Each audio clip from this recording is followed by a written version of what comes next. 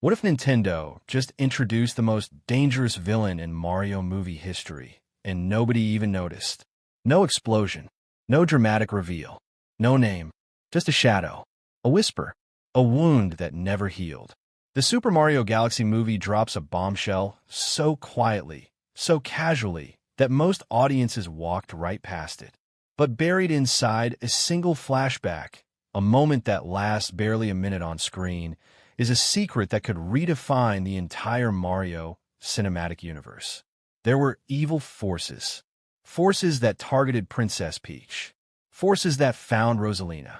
Forces so terrifying that two of the most powerful figures in the Mario universe were left running, hiding, and carrying trauma they still haven't fully explained. And here's the most disturbing part. We never learn who they are. No reveal. No face. No name.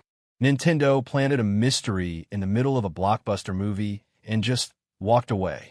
So today, we're going back in, frame by frame, clue by clue, because someone out there did this. Someone targeted Peach and Rosalina. And whoever that someone is, they might be coming back. Let's break it down. Before we go deeper, let's remember how we got here. The Super Mario Bros. Movie becomes one of the highest-grossing animated films of all time. Over $1.3 billion at the box office. Nintendo doesn't just have a hit, they have a universe. And like any great cinematic universe, the groundwork gets laid early. By the time the Super Mario Galaxy movie arrives, the stakes are already bigger. We're not just in the Mushroom Kingdom anymore. We're talking about space, galaxies, cosmic forces. The film expands the lore in ways that feel genuinely mythological. And right at the center of that mythology is a flashback. A quiet, devastating flashback. We see it through Rosalina's eyes. A past. A danger. Something that forced her and Peach, two people who had no reason to be on the run, to flee.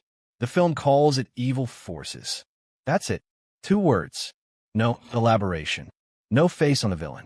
Just the implication that something powerful, something ancient, something that operates on a scale far beyond Bowser, once hunted these 2 women across the cosmos.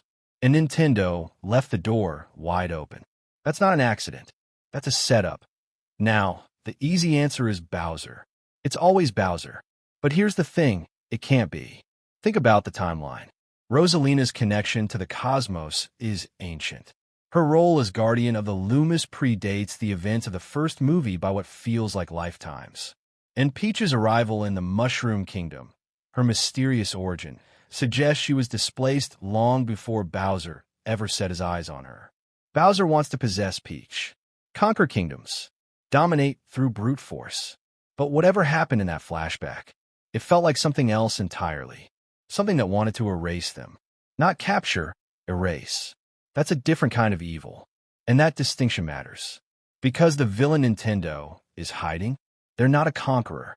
They're something older, something cosmic, something that saw Peach and Rosalina not as prizes, but as threats. So if it's not Bowser, then who? Let's go through every serious possibility, because this rabbit hole goes deep. Number 1. Wario. On the surface, Wario makes sense. He's greedy, he's ruthless, and he has a documented obsession with wealth and power that could easily evolve into something far more sinister on the big screen. Fans have already started theorizing that Wario could serve as a secondary villain, the manipulator behind the curtain. But here's the problem. The timeline. Wario's origins are tied to Mario's. They grew up as rivals, which means for Wario to have targeted Peach and Rosalina in the distant past, the movie would have to age him significantly or reimagine his backstory entirely. Could they do it? Absolutely. The movies have taken liberties before. And there's actually a compelling angle where Wario isn't just a bumbling villain. He's a mastermind. Older, colder, someone who's been playing the long game for decades. Don't rule him out, but don't crown him yet. Number 2. The Shroobs. Now we're getting interesting. If you've played Mario and Luigi, partners in time, you already know about these aliens. The Shroobs are a terrifying purple alien race that invaded the Mushroom Kingdom in the past, using time travel, mind control, and technology that made Bowser's army look like a school project. Here's what makes this theory electric. The visual language of the flashback in the Galaxy movie leans heavily into purples and dark cosmic aesthetics. That's not subtle. That's a color palette choice. And purple, in Mario lore, has always been the signature of the Shroobs. And then there's Professor E. Gadd, who appears in the movie and is explicitly connected to time travel research. That's not a throwaway detail. That's connective tissue. If Nintendo is building toward a multiverse or time-bending storyline, the Shroobs aren't just possible. They're the perfect threat.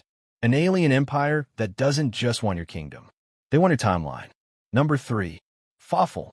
He is Fury, and Fury has a history with Peach. Fawful starts as a side villain. Annoying, comedic, almost forgettable. But his arc in Bowser's Inside story transforms him into something genuinely terrifying. A being who absorbs the power of the Dark Star and nearly unmakes everything. Here's the theory. In the movie universe, Fawful could be reimagined as someone who targeted Peach specifically because of what she represents, a source of power that the Dark Star needs to reach its full potential.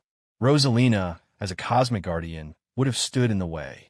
That creates a motive, a history, a grudge that could span movies. And Fawful's obsession is legendary. He doesn't just want to win. He wants everyone who ever underestimated him to suffer. That kind of villain? That's a franchise-level threat. Number 4. The Smithy Gang. Hear me out. Super Mario RPG introduced Smithy, a warlord from another dimension who invaded with an army of living weapons. The threat was galactic in scale. The invasion came from outside normal reality. And the entire storyline was about forces beyond anyone's understanding suddenly crashing into a world that wasn't prepared. Sound familiar? In the context of the Galaxy movie, where space is now a confirmed part of the universe, a dimensional invasion from the Smithy Gang fits perfectly. They're not from the Mushroom Kingdom. They're not from any kingdom. They're from somewhere else entirely. And that somewhere else is exactly the kind of threat that would send Peach and Rosalina running. Number 5. The Shadow Queen. This one is dark. Genuinely dark. The Shadow Queen from Paper Mario. The Thousand-Year Door is not just a villain. She's an ancient, sealed entity, a being of pure shadow who was imprisoned for millennia because no conventional force could destroy her. Her method of attack? Possession. She takes over a host body and uses it as a vessel. And in the original game, her chosen host is Peach. Now translate that into the movie universe. What if the evil forces aren't an army? What if they're one entity, ancient, patient, and specifically drawn to Peach because of something within her? A power she doesn't even understand she carries? That would explain everything. Why Peach was targeted. Why Rosalina, who understands cosmic forces, recognized the danger immediately. And why neither of them ever named the threat. Because naming it might call it back. This is the theory that ties everything together. In the Super Mario Land games, Tatanga is an alien warlord who kidnaps Princess Daisy, not Peach. And in the post-credit scene of the Galaxy movie, there's what many fans believe is a subtle tease of Daisy's introduction into the cinematic universe. Here's the conspiracy. Tatanga and Wario have a canonical connection in the games. Wario actually hired Tatanga at one point. That makes them allies. A space warlord and an obsessive treasure hunter working together. What if the evil forces were the early operations of this partnership? A coordinated effort to destabilize powerful figures. Peach, Rosalina, before a larger invasion? And what if the Daisy tease in the post-credits isn't just a fun cameo? It's the next chapter of the same war. That's not speculation. That's a narrative thread waiting to be pulled step back and look at all of it together. Peach and Rosalina. Two women with unexplained origins. Two women connected to cosmic-level power. Two women who were targeted by something that didn't want to rule them. It wanted to eliminate them. The purple visual motif runs through every strong theory. The Shroobs, the Shadow Queen, even the Dark Star. Nintendo doesn't choose color palettes by accident. And Rosalina specifically, a being who watches over entire galaxies, being shaken by this threat tells you everything. Whatever this was, it operated on her level, maybe above it. The Mario movie universe is quietly building something, a mythology, a hidden history. And at the center of that history is a villain who has never shown their face, but who has already left their mark on the two most powerful figures in the franchise. That's not a background detail. That's the main event. Here's where we land. Nintendo is hiding something. The evil forces mentioned in the Super Mario Galaxy movie are not a throwaway line. They are the foundation of the next chapter, the next threat, the next villain who will make Bowser look like a warm-up act. Whether it's the Shroobs tearing through time, the Shadow Queen rising from her ancient prison, or Tatanga and Wario executing a plan that started decades before Mario ever jumped on his first Goomba, something is coming. And the clues are already there, hidden in flashbacks, buried in color palettes, whispered through the trauma of two characters who survived something they still won't talk about. The question isn't whether Nintendo is setting this up. The question is how long they've been planning it. So I'll leave it with you. Because if there's one thing this fandom has proven, it's that we notice everything. Which villain do you think is behind the evil forces? Is it the Shroobs? The Shadow Queen? Something we haven't even considered yet?